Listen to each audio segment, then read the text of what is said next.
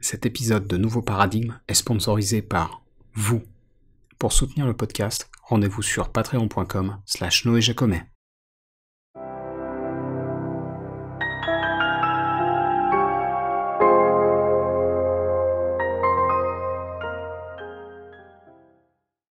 Salut à toutes et à tous, je m'appelle Noé Jacomet, vous écoutez Nouveau Paradigme, le podcast qui explore les problèmes et les courants de pensée qui parcourent notre société, sans tabou et sans préjugés. Alors épisode un peu particulier aujourd'hui, et d'avance je m'excuse auprès de mes quelques auditeurs en Suisse et en Belgique, puisque le sujet du jour va être très franco-français, mais de fait on approche à grands pas du premier tour de l'élection présidentielle française de 2022, et quelle étrange campagne que celle-ci. On a l'impression qu'à la fois elle a jamais vraiment commencé, et qu'en même temps, paradoxalement, on est en fait dedans depuis des lustres. Et puis quel étrange climat qui règne sur notre pays depuis la fin d'année 2018. On a d'abord eu un grand mouvement social avec les Gilets jaunes, suivi d'une pandémie mondiale qui d'ailleurs n'est techniquement pas terminée, mais qui est quand même moins menaçante aujourd'hui qu'elle ne l'était au printemps 2020. Et puis on arrive finalement à aujourd'hui avec le retour de la guerre en Europe, et cette offensive de Poutine en Ukraine. Alors j'ai pas envie de parler trop de ça parce que je suis pas compétent en la matière, donc comme je vous l'ai dit, j'essaierai de faire venir quelqu'un dans le podcast prochainement pour tenter d'explorer en profondeur le sujet du conflit en question. À titre personnel, le peu que j'ai envie de dire sur ce sujet, c'est que j'ai du mal à comprendre ce qu'imaginait Vladimir Poutine.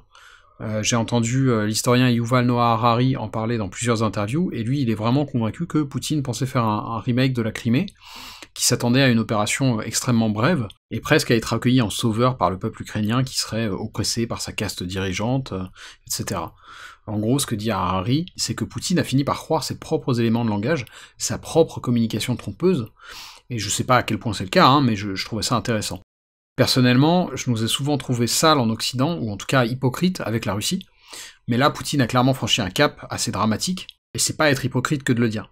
Ça n'excuse évidemment pas les interventions militaires passées de l'Occident, mais il y a une différence entre ce qu'a voulu faire par exemple Obama en Syrie et ce que Poutine essaie de faire en Ukraine. Et je dis ça, c'est pas pour dire USA gentil, Russie méchante, mais le conflit en Ukraine, concrètement, c'est une guerre de conquête frontalière. C'est quand même particulier. Et je maintiens qu'on fait souvent un deux poids deux mesures avec les Russes.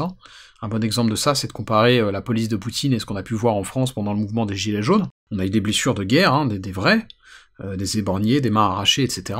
J'avais d'ailleurs interviewé Maxime Iranzo dans l'épisode 10 de Nouveau Paradigme à ce sujet précis, puisque Maxime, qui est le mari de ma cousine, qui est tatoueur dans le Vaucluse, avait eu la malchance terrible de recevoir un tir de LBD dans la mâchoire, en marge d'une manifestation des Gilets jaunes, alors que lui-même ne manifestait même pas d'ailleurs. C'était en fin d'année 2018, ça. Résultat, plus de 3 ans après, il a encore des séquelles, des douleurs, des interventions médicales régulières. Donc tout ça pour dire, la répression policière violente, on sait très bien le faire aussi chez nous. Donc je veux pas que vous preniez mon propos sur Poutine comme quelque chose de manichéen. Je suis conscient des failles de notre pays et des failles de l'Occident en général, mais il me semble quand même que là, Poutine a franchi un nouveau palier. Et donc je vais pas épiloguer là-dessus, parce que comme je l'ai dit, je suis vraiment pas assez connaisseur de cette zone géographique, et donc je vais essayer de trouver un invité pour en parler plus en détail prochainement. Alors c'était une longue digression, mais nous voilà donc en période d'élection présidentielle, et ces autres événements que je citais dans l'intro, qu'on a pu voir depuis 2018, ils m'ont pas mal donné à réfléchir. Que ce soit les gilets jaunes ou la façon dont on vit et dont on a vécu la pandémie, j'ai l'impression qu'on est à un moment charnière pour nos systèmes politiques, et j'espère qu'on va pas basculer vers des épisodes de chaos ou de violence. Il y a une défiance record envers nos institutions en général, notamment politiques et médiatiques, on reviendra là-dessus, et ça explique aussi le climat actuel, je pense. Alors moi je fais pas de mystère de mes intentions de vote, je respecte les gens qui considèrent que c'est privé, mais personnellement c'est quelque chose que j'ai aucun problème à afficher, et pour être tout à fait clair, à l'heure actuelle, je pense aller voter blanc le 10 avril. Donc oui, voter blanc dès le premier tour. Alors je vais pas m'épancher sur les raisons qui font qu'aucun candidat ne me satisfait, parce que ce serait long, et du coup on va plutôt se focaliser sur la question plus large de la légitimité de notre modèle démocratique, puisque ces derniers temps, du fait de liens d'amitié que j'ai pu créer en ligne grâce à ce podcast et ce que je fais sur YouTube, je réalise qu'il y a un mouvement d'abstentionnisme militant qui me semble prendre un petit peu d'ampleur. Le vidéaste Antoine Goya en a parlé sur YouTube récemment, mais c'est pas le seul, il fait des émules, et du coup ça me semble être une bonne occasion de réfléchir à ces questions-là. Parce qu'on a facilement tendance à prendre pour acquis que notre modèle actuel est le meilleur, ou en tout cas l'un des meilleurs possibles. Et en fait, il a ses limites. Alors pour autant, moi je reste plus partisan du vote blanc que de l'abstention, parce que je pense que c'est trop facile de balayer l'abstentionnisme comme un geste non militant, et là on en revient à la distinction entre omission et commission. L'abstentionnisme, même quand il est militant, c'est un acte d'omission, alors que le vote blanc, c'est un acte de commission. Et donc l'aspect actif du second choix joue dans sa perception, je pense. Cela étant posé, in fine, les arguments pour lesquels je pense voter blanc, ce sont peu ou prou les mêmes que ceux que j'entends dans ces cercles abstentionnistes. C'est un fait, le système politico-médiatique est structuré de telle façon qu'il est quasiment impossible pour un candidat qui serait fondamentalement hostile à certaines normes de parvenir à l'emporter.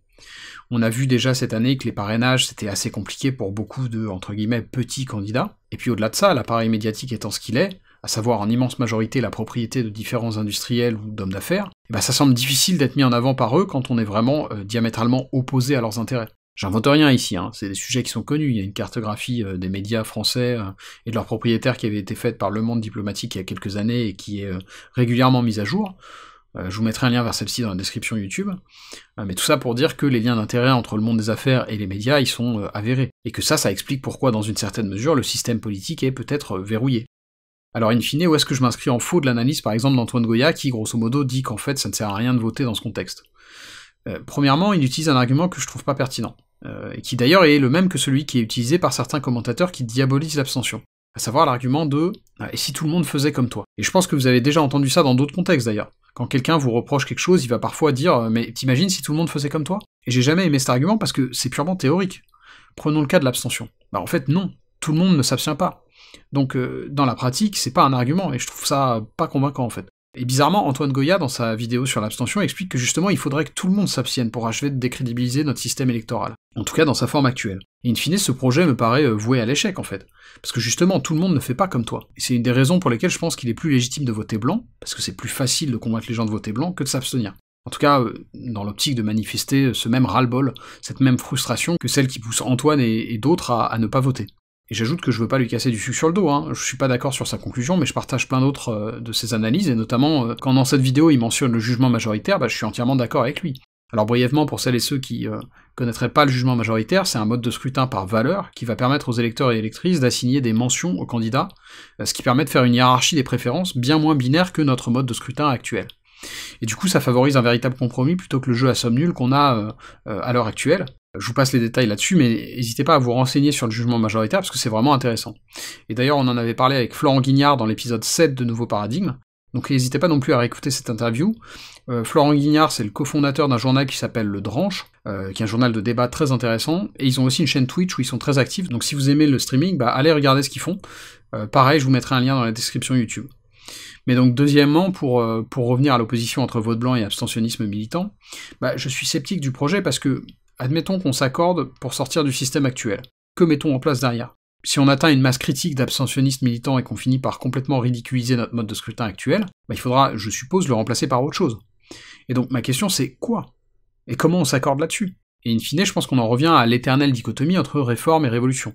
Je pense que ma position en faveur du vote blanc s'inscrit dans une démarche de réforme du système, alors que celle que je décrivais de cet abstentionnisme militant aurait plutôt des velléités révolutionnaires. Et là c'est un parti pris de ma part, mais je pense qu'il est plus facile de convaincre les électeurs insatisfaits de voter blanc pour progressivement transformer le système, que de pousser ce modèle abstentionniste. Je peux me tromper bien sûr, mais c'est mon pari personnel, et l'une des raisons pour lesquelles je voterai blanc plutôt que de m'abstenir. Et j'ajoute sur ce point que je suis pas prosélyte, si vous êtes convaincu que je me trompe et qu'il vaut mieux s'abstenir, faites donc. Et même chose si vous avez trouvé votre candidat ou votre candidate pour ces élections. Simplement, à titre personnel, c'est pas mon cas, et je pense que le vote blanc est une meilleure option que l'abstention pour faire passer ce message d'insatisfaction politique. Il y a d'ailleurs des collectifs qui portent cette idée, je pense notamment aux citoyens du vote blanc, qui parfois présentent même un candidat ou une candidate qui va venir en fait personnifier le vote blanc à certaines élections. Et moi je suis assez en phase avec leur message. Je pense qu'on peut concevoir des systèmes où le vote blanc est un outil démocratique.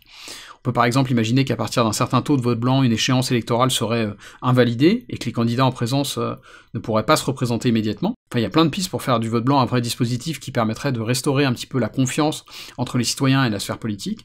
Et je voulais revenir d'ailleurs sur ce point que j'ai évoqué un peu plus tôt, du climat de défiance qui règne en ce moment en France, et dans d'autres pays d'ailleurs, mais donc je pense que les différentes crises qu'on a traversées depuis 2018 ont révélé un certain nombre de choses.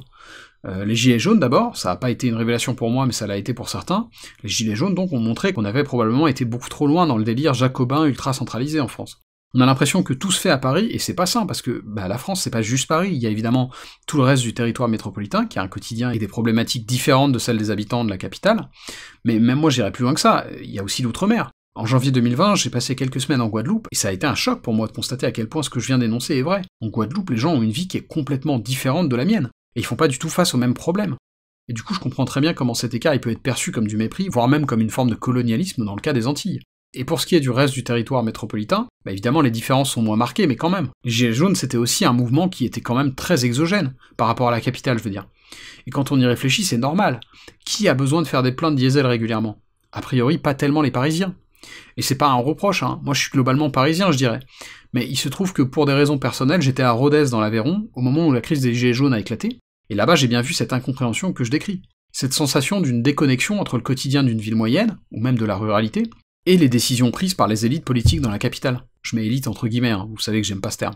D'ailleurs, j'ai l'impression que peu de gens l'ont réalisé, mais avant que ça gueule sur l'augmentation du prix du diesel, ça commençait déjà à gueuler pour la limitation à 80 km/h.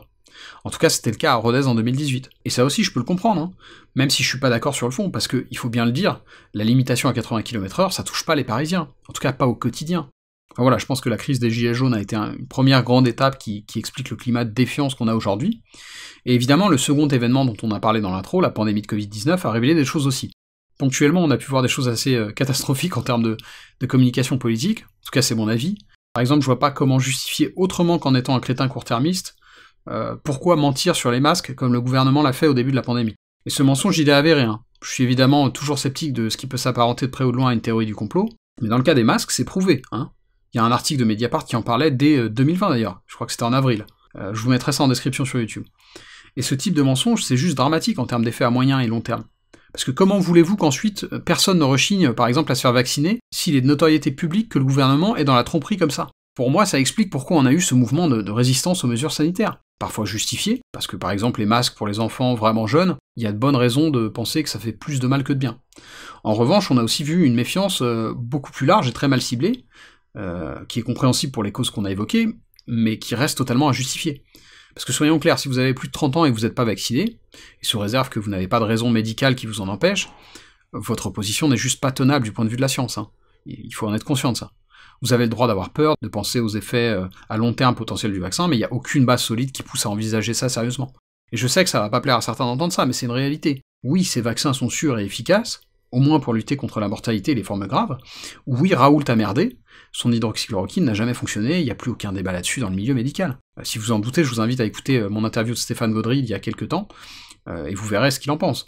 Et dire que les vaccins fonctionnent, que Raoult s'est planté, etc., ça ne revient pas à adoumer Macron et son gouvernement. Une des raisons qui m'a poussé à créer ce podcast, et d'ailleurs un peu aussi à voter blanc, c'est ma détestation pour cette mentalité binaire, cette injonction à rejoindre un camp.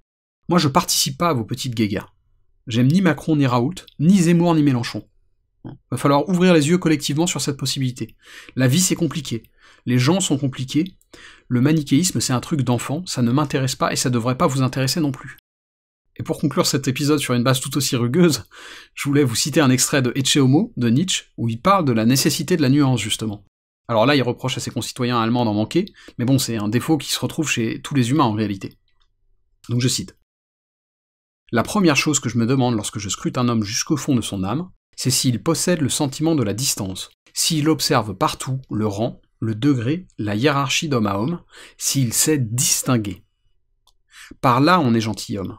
Dans tout autre cas, on appartient sans rémission à la catégorie si large et si débonnaire de la canaille. » Et plus loin dans ce même texte, « Je ne saurais tolérer le voisinage de cette race qui ne possède aucun doigté pour la nuance. Malheur à moi, je suis nuance. »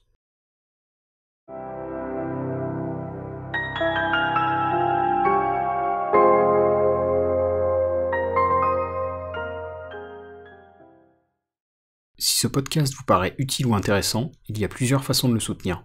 Vous pouvez le recommander ou le suivre sur Apple et Google Podcasts, Deezer, Spotify, YouTube, etc.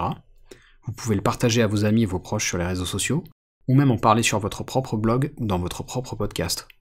Enfin, comme indiqué en début d'épisode, vous pouvez financer Nouveau Paradigme directement en vous rendant sur patreon.com/NoéJacomet. Et quel que soit le soutien que vous m'apportez, merci, c'est vraiment grâce à vous que ce podcast peut continuer à exister et se pérenniser.